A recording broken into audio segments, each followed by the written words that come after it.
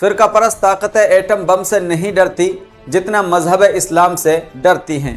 ملی افکار میں خوش آمدید، میں آپ کے ساتھ صاحب قاسمی۔ جی ہاں، یہ میرا نہیں بلکہ یہ کہنا ہے اس مرد مجاہد کا جو اس وقت باطل کے ایوانوں میں لرزہ طاری کیے ہوئے ہے، جس نے اس وقت حق کی صدا بلند کی ہے کہ جب بہت سے لوگ مصلحتوں کی دبیش چادریں اوڑھ کر خاموش بیٹھے ہوئے ہیں۔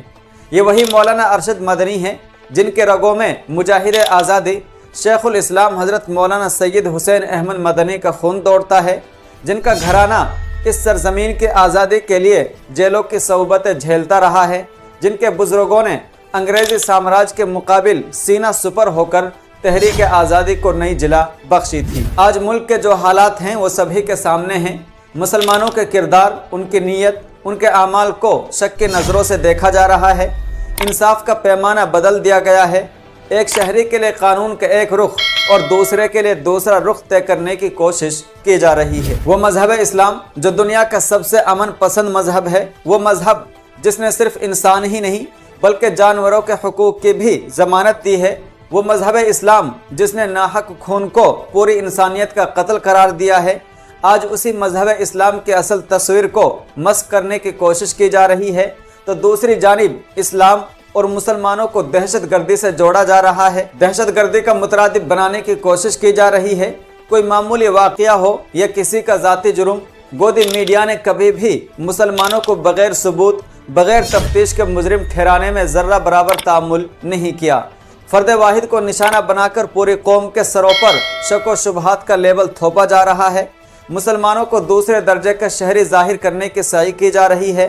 ان کے وطن دوستی پر سوال اٹھائے جا رہے ہیں، ان پر شک کی نگاہیں ڈالی جا رہی ہیں، اور آج بھی جب کوئی واقعہ ہوتا ہے، ثبوت ہو یا نہ ہو، ٹرائل ہو یا نہ ہو، ملک کا میڈیا فوراً اپنا فیصلہ سنا دیتا ہے، اور آج بھی نہ جانے کتنے دہشت گرد قرار دیے گئے بے قصور نوجوان برسوں تک جیلوں میں سڑتے رہتے ہیں، ان کی جوانیاں ختم ہو جاتی ہیں، ان کے ماں باپ کا سہارا ٹوٹ جاتا ہے، پھر جب عدالت عظمیٰ انہیں باعزت بری کرتی ہیں تو میڈیا کی زبانوں پر تالے پڑ جاتے ہیں، وہ ایسے گنگ ہو جاتے ہیں گویا انہیں کسی چیز کا علم ہی نہ ہو۔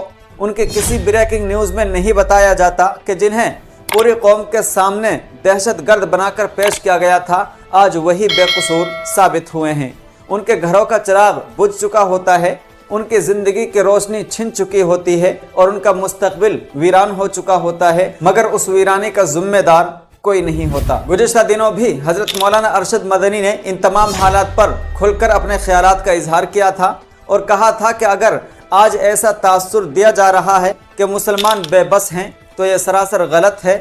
وہ قوم جو 1000 سال اس ملک میں عدل و وفا کے چراغ جلاتی رہی ہو، اسے چند ظالموں کی سازش نہیں مٹا سکتی۔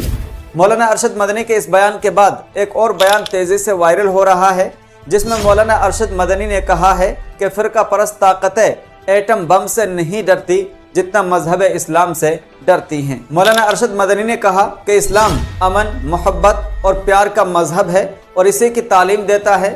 فرقہ پرست قوتیں اسلام سے خوف زدہ ہو کر، اس کی روشن تعلیمات سے خوف زدہ ہو کر اس کے خلاف طرح طرح کے پروپیگنڈے کرتی ہیں، اسے بدنام کرنے کی اور تباہ کرنے کی خواب دیکھتی ہیں، لیکن اسلام ایک ایسی سچائی ہے جو قیامت تک قائم رہے گی اور اسے روئے زمین کی کوئی طاقت نہیں مٹا سکتی۔ یہ ہماری ذمہ داری ہے کہ ہم اسلام کی اعلیٰ تعلیمات پر دل و جان سے عمل کریں اور جہاں کہیں بھی رہیں پیار، محبت، رواداری اور حسن سلوک کی زندگی بسر کریں۔ خیر، مولانا ارشد مدنی نے اور کیا کچھ کہا ہے، دیکھیں یہ ویڈیو۔ جو فرقہ پرست ذہنیت ڈرتی ہے، میں کہتا ہوں وہ ایٹم بم سے اتنا نہیں ڈرتی جتنا اسلام سے ڈرتی ہے۔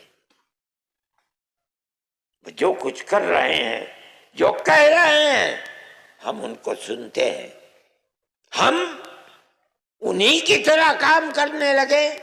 ہم مسلمان ہیں، اسلام کو چھوڑ کر کسی اور راستے کو ہم نہیں اپنائیں گے۔ اسلام پر ہم جیتے ہیں، اسلام ہی پر مرنا چاہتے ہیں۔ ہمارا مذہب پیار و محبت کا مذہب ہے۔ ہمارے مذہب سے دنیا ڈرتی ہے، ہمارے خلاف پروپیگنڈا کرتی ہے، ہمیں بتاتی ہے کہ یہ دہشت گردوں کا مذہب ہے. مسلمان کو کہتے ہیں کہ مسلمان غیر مسلم کو جینے کا حق نہیں دیتا. اسلام کی تعلیم یہ ہے جو میں آپ کے سامنے بیان کر رہا ہوں. جو مذہب کی بنیاد کے اوپر مسلمان کی مخالفت کرتے ہیں اور بربادی کے لیے چل رہے ہیں، میں یہ سمجھتا ہوں کہ وہ جو کچھ کر رہے ہیں ان کو اپنے ملک سے محبت نہیں ہے، نہ وہ اپنے ملک کی تاریخ کو جانتے ہیں.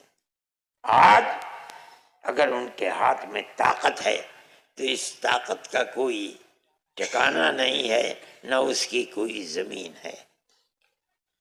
یہ تو آتی رہتی ہے، جاتی رہتی ہے. ملک کے اندر اقتدار آتا رہتا ہے، جاتا رہتا ہے.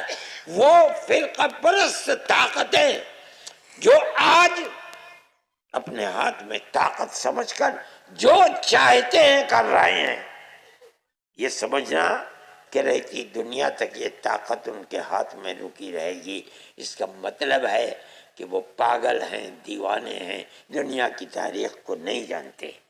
لیکن پیار و محبت کی یہ تاریخ اور اسلام کی یہ تاریخ 1300-1400 سال سے زندہ ہے، اور ہمارا عقیدہ ہے کہ قیامت آنے تک زندہ رہے گی انشاءاللہ. جب تک اس روح زمین کے اوپر کوئی ایک آدمی بھی اللہ اللہ کہہ رہا ہے، حضرت محمد صلی اللہ علیہ وسلم کی اطاعت کر رہا ہے، ان کے دین کو مان رہا ہے، مسجدوں کو آباد رکھ رہا ہے، امانت و دیانت کا معاملہ کر رہا ہے، جب تک ہے قیامت نہیں آئی. اب اس خبر میں اتنا ہی. آپ کے اس تعلق سے کیا رائے ہے کمنٹ باکس میں اپنی رائے ضرور دیں. ملی افکار کو سبسکرائب نہیں کیا ہے تو سبسکرائب کر لیں. اگر آپ ہمیں فیس بک پر دیکھ رہے ہیں تو فالو کر لیں. السلام علیکم ورحمۃ اللہ وبرکاتہ.